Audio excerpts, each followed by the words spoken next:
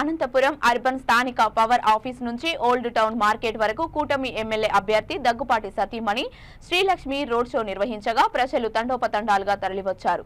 ఈ కార్యక్రమంలో ఆమెతో పాటు బల్ల పల్లవి పాల్గొన్నారు। బల్ల పల్లవి మాట్లాడుతూ కూటమి ఎమ్మెల్యే అభ్యర్థి దగ్గుపాటి ప్రసాద్ కు అంబికా లక్ష్మీనారాయణకి ఓటు వేసి అత్యధిక మెజారిటీతో గెలిపించవలసిందిగా కోరారు। ఈ కార్యక్రమంలో కార్తీక దీపం ప్రేమ్, అర్చన, భవానీ విక్రమ్, ఆదిత్య రెడ్డి, సినిమా తారలు నగరంలో రోడ్ షోలో పాల్గొన్నారు।